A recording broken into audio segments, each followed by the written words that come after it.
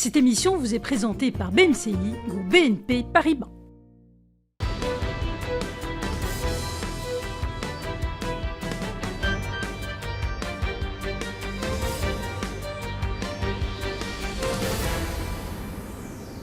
Bonjour, depuis ce 1er juillet, un nouveau mode d'imposition des profits fonciers est entré en vigueur. On vous explique toutes les démarches à suivre dans ce cadre et les changements qui arrivent donc dans la fiscalité de ces profits fonciers avec mon invité du jour qui est Mouna Kamali. Bonjour Mouna. Bonjour Adil. Alors vous êtes managing partner du cabinet M Consulting. On a eu souvent l'occasion de discuter avec vous des nouveautés fiscales à l'occasion des lois de finances, des différentes lois de finances. Et aujourd'hui on va revenir sur ce sujet particulier qui vient de rentrer en vigueur ce week-end.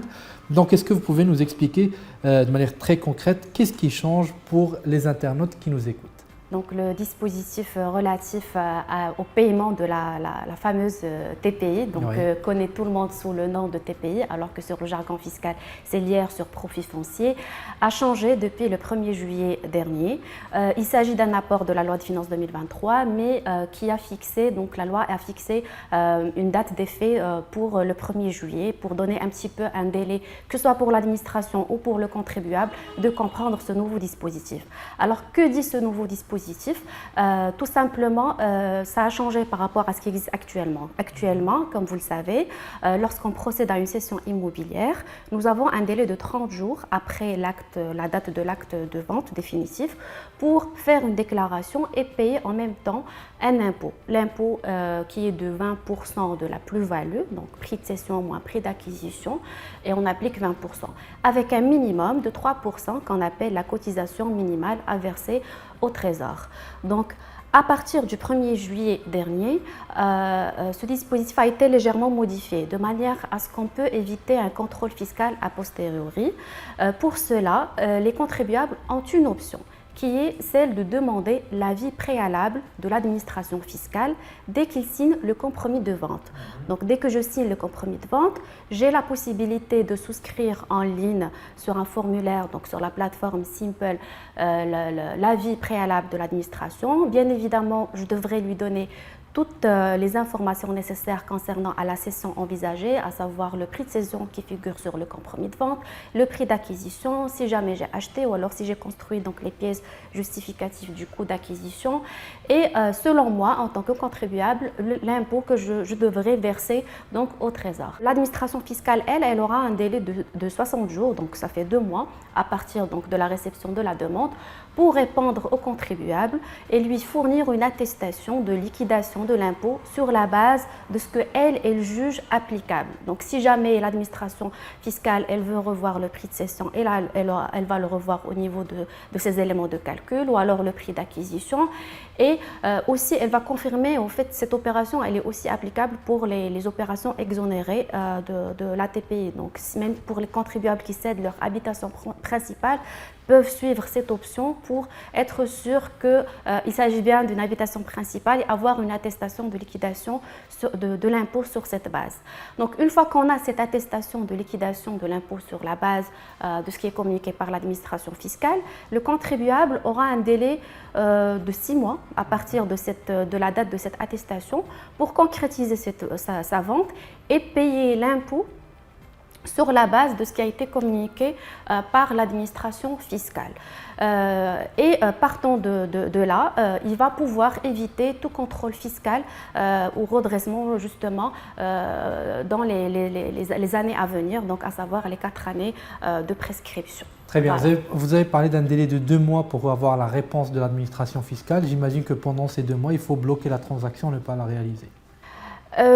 Oui, je dirais oui et non. Donc oui, par prudence, si le contribuable veut être sûr justement que les éléments de la transaction ne risquent pas d'être un petit peu perturbés par la réponse de l'administration fiscale, mais ceci n'empêche pas cela. C'est-à-dire que si jamais le contribuable il est pressé et qu'il veut réaliser sa vente, il peut, mais c'est le paiement de l'impôt qui est tributaire. Bien sûr, sachant que le paiement de l'impôt doit intervenir 30 jours à partir de l'acte de vente. Donc, bien sûr, il va falloir justement respecter ces délais et synchroniser de manière à avoir l'attestation de liquidation au moins donc en respectant le délai de 30 jours de la réalisation de la déclaration et du paiement de l'impôt. Très bien. Alors, Pas évident pour les gens qui sont pressés, hein. Il faut le signaler, attendre les 2 mois pour réaliser la transaction. De préférence, oui. Alors, il est plus judicieux. Alors maintenant, supposons qu'on a la réponse de la DGI, est-ce qu'on peut contester? Comment le faire? Au fait, il ne s'agit pas d'une contestation. Si jamais on a la réponse de la DGI, qu'on n'est pas d'accord avec le montant qui est communiqué par la DGI ou alors justement les corrections de base qu'elle a effectuées, aussi, si on ne veut pas carrément procéder à ce parcours, donc dès le début, on est pressé, comme vous venez de le citer, et qu'on veut absolument donc réaliser donc la vente rapidement et payer ce qu'on a à payer, il y a une option qui est toujours valable, celle de, sans demander l'avis préalable de l'administration fiscale, réaliser la vente et par la suite souscrire à la déclaration comme on l'a fait donc avant le 1er juillet dans les 30 jours suivant la date de l'acte et payer ce qu'on a à payer avec une petite modification qui a été apportée justement par la loi de finances 2023, qu'on va devoir payer un complément par rapport à 5% du prix de cession. C'est-à-dire qu'avant, on payait 3% comme cotisation minimale, mais c'était un impôt donc irréversible.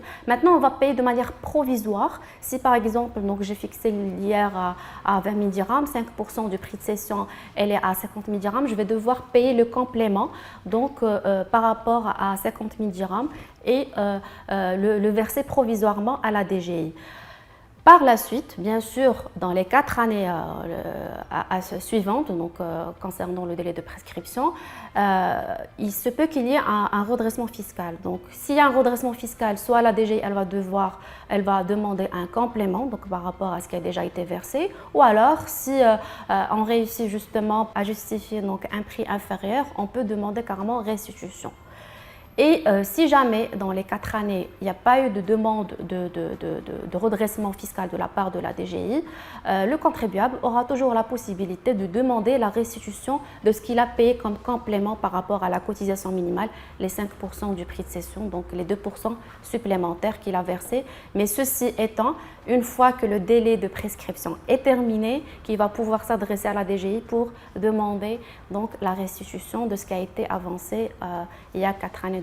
En préparant l'émission, Mouna m'avait proposé de faire un exemple concret pour que les internautes puissent toucher de la main, voir de manière plus simple ces éléments.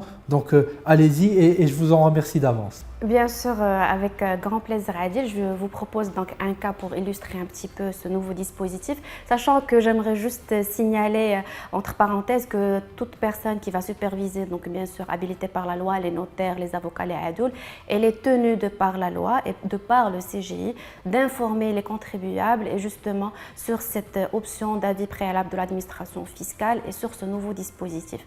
Donc tout de suite, donc, je vous présente un cas d'un appartement, exemple vendu à 1 million de dirhams par un contribuable.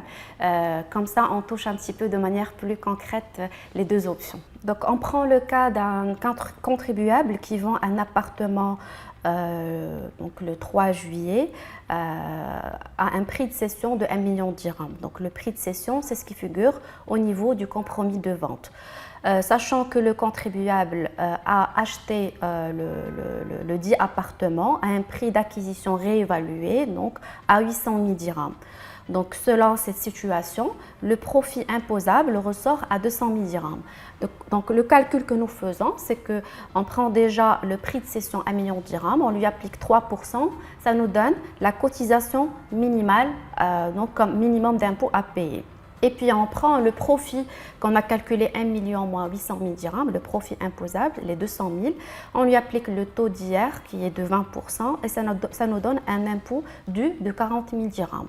Donc bien sûr, le montant le plus élevé selon le contribuable, donc selon cette situation, est de 40 000 dirhams, c'est l'impôt qui est dû, qui doit être versé. On prend le cas où le contribuable, il veut opter pour l'option 1. Il ne veut pas concrétiser la vente et justement risquer un contrôle fiscal a posteriori, il va demander l'avis préalable de l'administration fiscale. Une fois qu'il a signé donc, son compromis de vente le 3 juillet, il a un délai de 30 jours après pour souscrire la déclaration sur le site de Simple.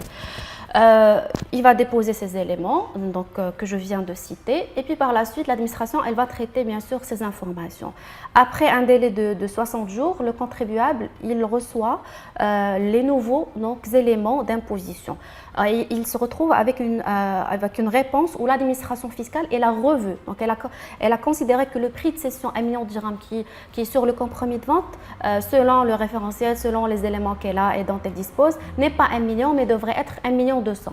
Donc dans ce cas de figure, on se retrouve avec un relèvement du prix de cession, bien sûr qui va impacter le profit imposable. Le profit imposable ne sera plus de 200 000, il sera 400 000 dirhams multiplié par 20%, donc ça nous donne un IR dû qui est de 80 000 dirhams. Bon, ce n'est pas la peine de recalculer la cotisation minimale, elle est bien au-dessous. Donc dans ce cas, l'impôt dû selon l'administration fiscale est de 80 000 dirhams.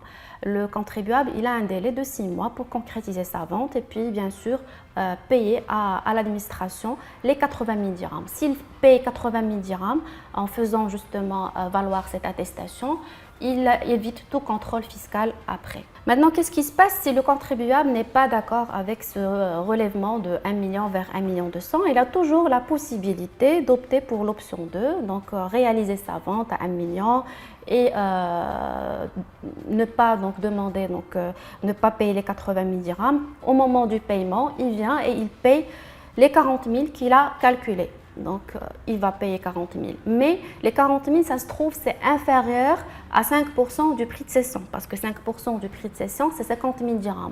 Donc, il est obligé, dans ce cas de figure, selon ce nouveau dispositif, de payer le complément, qui est de 10 000 dirhams. Donc, on va payer 40 000, c'est l'IR dû, et le complément 10 000 dirhams, de manière à se retrouver avec 5% du prix de cession versé au Trésor 30 jours après la cession. Et en principe, ça se termine là pour l'instant. Et la DGI, elle a un délai justement de revenir sur ces 50 000 versés durant les années de prescription après l'opération de cession, donc à savoir les 4 années.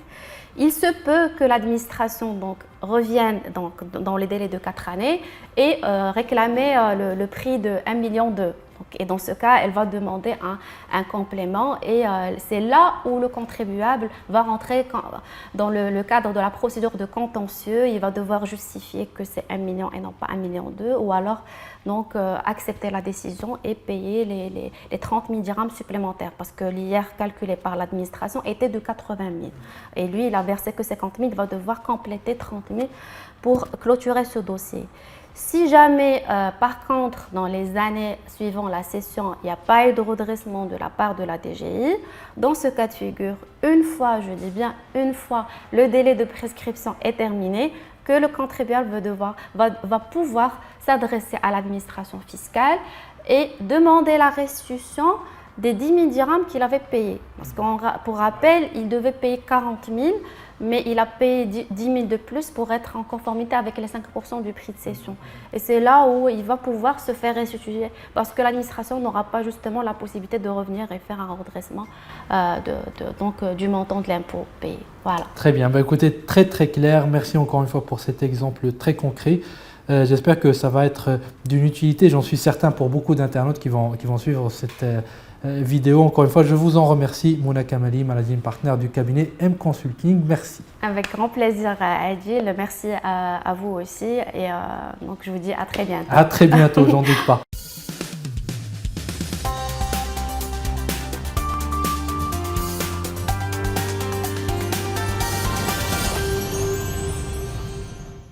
Cette émission vous a été présentée par BMCI, groupe BNP Paribas.